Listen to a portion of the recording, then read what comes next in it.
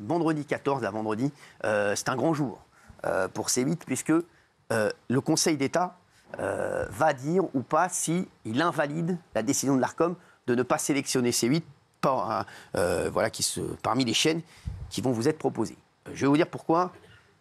Et franchement, sans parler de nous, moi j'ai plein de choses à dire ce soir. Déjà, premièrement, sans parler de nous, ce serait fou quand même de déprécier quand même le média télé. Ils se tirent une balle dans le pied eux-mêmes. C'est-à-dire que si demain il n'y a plus de travail pour l'Arcom, à un moment ça coûte de l'argent, à un moment il y a un mec qui va dire on supprime l'Arcom puisque ça ne sert à rien. Non mais c'est vrai. Donc, voilà. Voilà. Deux, il faut arrêter un moment.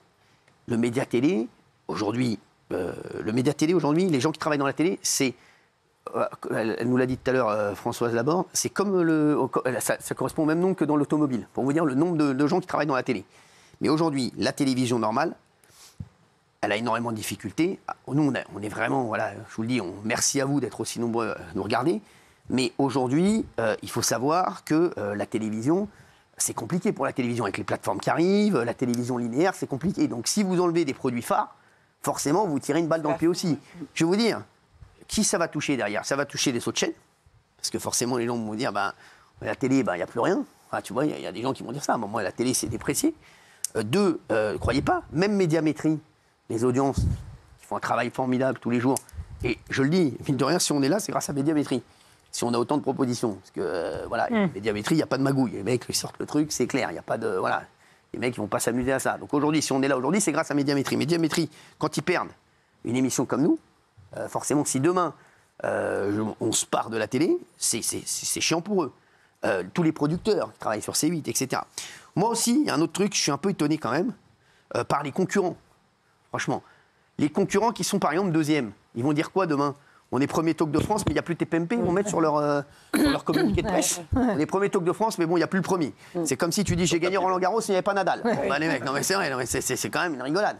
Donc à un moment, moi je trouve sincèrement que même les autres patrons des autres groupes de télé, ils font une énorme erreur. Parce qu'en dépréciant le produit télé, je vous le dis, ils déprécient leur propre travail. Et aujourd'hui, c'est comme dans le championnat de France. Aujourd'hui, le PSG caracole en tête. Si demain, il y a plusieurs grosses équipes qui vont concourir avec le PSG pour le titre de champion de France, forcément, il y aura une attraction plus grande pour le championnat de France. On le voit bien aujourd'hui. Il y a quand même un attrait pour le championnat de France qui est moindre qu'avant, parce qu'il n'y a pas. Voilà, on sait que le PSG est loin devant. Il écrase tout. Et là, plus tu as des équipes fortes, plus tu as des émissions fortes, plus les gens vont rester sur la télé. Donc, c'est quand même incroyable. Je vous dis aussi, moi, et je le redis, c'est ce qu'avait dit Raymond la dernière fois, je suis quand même assez étonné du pouvoir en place. Je suis désolé. Alors on va nous dire, oui, l'Arcom est indépendant. On nous dit l'Arcom est indépendant d'un côté, on nous dit c'est une décision politique de l'autre. Les gars, moi je suis président de la République, excusez-moi. Je suis président de la République. Je dis, les mecs, vous croyez vraiment que c'est le moment de mettre 3000 personnes au chômage, là? Non, mais est-ce que vous croyez que c'est le moment aujourd'hui? Est-ce qu'on c'est le moment de faire ça? Donc écoutez-moi bien. Au contraire, vous allez faire rentrer les deux nouveaux entrants, là, OFTV et T18, parce qu'on va au contraire renforcer l'offre gratuite pour les téléspectateurs. On va leur en proposer 2 chaînes de plus, comme ça ils auront 2 chaînes de plus gratuites, donc c'est encore mieux pour les gens. Et on va garder C8 et Énergie 12, parce que c'est des mecs, on va garder C8 et Énergie 12, parce qu'aujourd'hui, moi je ne vais pas mettre des mecs au chômage, hein. Tu vois pas, il y a quand même derrière C8, parce qu'ils nous disent il y a un bilan négatif. On a quand même un garçon qui est solide derrière, un monsieur qui est solide, et qui investit en France et qui investit dans les médias en France. On essaie de lui casser. Énergie, le patron d'Énergie aussi, Énergie Group, la télé, il a mis de l'argent dans la télé. Voilà, il a perdu de l'argent dans la télé, il a investi dans la télé. C'est quelqu'un qui a l'air insolide aussi. Donc écoutez-moi bien, non mais à un moment, je sais pas, à mon avis, Emmanuel Macron est quelqu'un quand même de sensé, je pense. À un moment, tu te dis, les mecs, il n'y a pas un problème avec cette histoire-là. Moi, qu'ils viennent pas me dire après, derrière, qu'ils luttent contre le chômage. Hein. Parce que là, je vais lui dire, les mecs, vous vous foutez de ma gueule, là, on ne lutte pas du tout contre le chômage. Donc pour mettre, j'ai envie de dire entre guillemets, hors d'état de nuire, Cyril Hanouna, parce que c'est ça, hein. C'est ça. Voilà, on est en train de mettre énormément de gens au chômage, mais Cyril Hanouna va continuer à travailler. Donc, en fait, ils auront tout raté, les mecs. Ils auront tout raté. C'est catastrophique. C'est vraiment, je vous le dis, c'est catastrophique. C'est-à-dire, ils ont mis tout à côté. C'est fou, excusez-moi. Hein. Alors, j'aimerais que vous réagissiez là-dessus. Après, je vous dirai ce que je pense aussi d'un autre truc. Oui. Oui, d'abord, je voudrais signaler au Conseil d'État, puisque les conseillers d'État nous regardent tous les soirs, hein, je ne sais pas si vous étiez au courant, fermer C8, c'est complètement inutile si le but, c'est d'éliminer Cyril Hanouna. J'essaie de me placer de leur point de vue. Hein. Ouais. C'est-à-dire que Cyril Hanouna, c'est comme la mauvaise herbe, il est inévitable. Vous allez vous le coltiner de toute façon. Il sera sur C8 ou il sera sur M6, ou alors il va créer HTV sur Internet et cette production-là va concurrencer la télé qui est déjà mal en point, ou sinon, s'il ne fait rien de tout ça, il entrera en politique. Donc je pose la question au Conseil d'État, vous préférez quoi ? Réfléchissez-y 2 secondes. Et j'ajoute quelque chose de plus personnel, qui est que sur ce plateau, j'ai souvent des gros désaccords avec plusieurs chroniqueurs et ou avec Cyril. Et on y va franchement. C'est vrai. Et il y a plein de gens, souvent, qui me disent « Bravo, c'est courageux de vous dresser sur ces trucs-là, etc. » Oui, mais ils oublient un truc. Je suis là parce que Cyril Hanouna l'a décidé. Il décide de me faire revenir encore et encore. Et ça s'appelle le pluralisme. Je n'ai pas connaissance qu'il y ait beaucoup d'émissions qui fassent ça en sens inverse. Et donc, il faut aussi que le Conseil d'État mesure l'importance de cette émission et des débats qu'on a ici en termes de pluralisme. Et je suis totalement d'accord avec la tribune du Treil et de Laborde, qui ne sont pas de mon bord, hein, soit dit en passant. Je suis totalement d'accord avec leur tribune là-dessus. Voilà, moi, c'est tout ce que j'avais à dire là-dessus. Thomas. Et moi, je voudrais rajouter un truc, parce qu'ils nous disent on a fait plein de trucs pas bien. Ils sont capables de nous lister 5 trucs. Hein, donc, sur combien d'heures d'antenne en direct dont ils ne sont pas contents.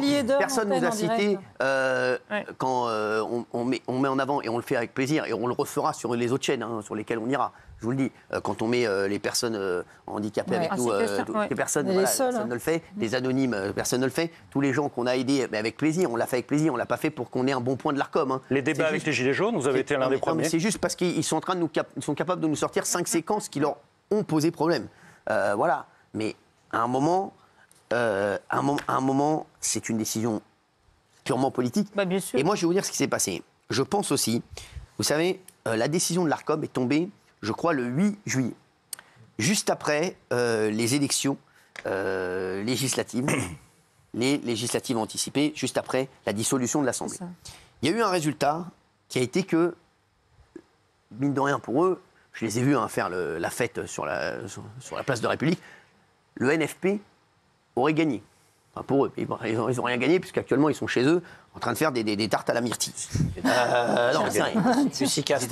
Ils étaient tranquillement sur la place. Mais ça, c'est un exemple de désaccord. Je pense qu'ils ont gagné. Oui, mais ils ont gagné, mais pour moi, quand tu as gagné, tu as quelque chose. Moi, quand je gagne un tournoi, j'ai une coupe. Si l'adversaire triche, forcément. Non, mais je vous le dis. Donc voilà. Donc forcément, ils n'ont rien gagné. Parce qu'ils n'ont rien gagné. Il y a eu des. De toute façon, je vais vous dire, ils vous ont volé aussi les élections législatives. Hein. Voilà, on le sait bien. Il y a eu un résultat au premier tour. Il y a un résultat au premier tour. Ils l'ont volé. Vous voulez que je vous dise ? Je vais vous dire la vérité. Ils l'ont volé au RN au premier tour et ils l'ont volé au NFP au deuxième tour. Je suis d'accord avec vous. Je suis d'accord avec vous là-dessus. Ils l'ont volé à tout le monde. Je prends. Franchement, ils l'ont volé au RN au premier tour et au NFP au deuxième tour. Ils l'ont volé à tout le monde. Vous êtes tous témoins. Cyril Hanouna a reconnu qu'on a volé la victoire au NFP au deuxième tour. Il l'a dit. Vous êtes tous témoins. Ah oui, parce que le NFP, ils sont où là ? D'accord, ils ont dit qu'ils avaient gagné. C'était place de la République. Hanouna dehors. On dirait que j'étais. Ils sont où là dehors ? Moi, Hanouna, il est là, qui est dehors. C'est vous qui êtes dehors. Lucie Castet, elle est où, Lucie Castet ? Lucie Castet, elle est chez elle en train de faire l'entraînement, elle est en train d'acheter des œufs pour faire un caca. Voilà, donc faut arrêter 5 minutes. Lucie Castet ou rien. J'ai un t-shirt chez moi, Lucie Castet ou rien, j'en sais pas. Lucie Castet ou rien, ce sera rien. Donc non, mais et je pense sincèrement, je vous dis, je pense que cela ils leur ont poussé des ailes. Ils se sont dit le NF, parce qu'on ne savait pas, le 8 juillet, que derrière, ça allait être les Républicains qui allaient être au pouvoir et qu'après, ça allait être ma mère. Voilà, donc voilà. Et après, François Bayrou, qui est revenu de Pau. Voilà. Je ne sais pas comment. Avec une chemise cintrée, beau gosse, le Richard Gire pas loin. Du BA. Voilà, mais c'est vrai, on ne savait pas que François Bayrou allait arriver. La chemise dans le pantalon, tu vois, voilà. Mais sans déconner, magnifique, tu vois, sur le tarmac. Hein. Bon, voilà, donc voilà, on ne savait pas. C'était pas cette photo qu'il fallait mettre, mais quand vous faites pas, ne faites rien.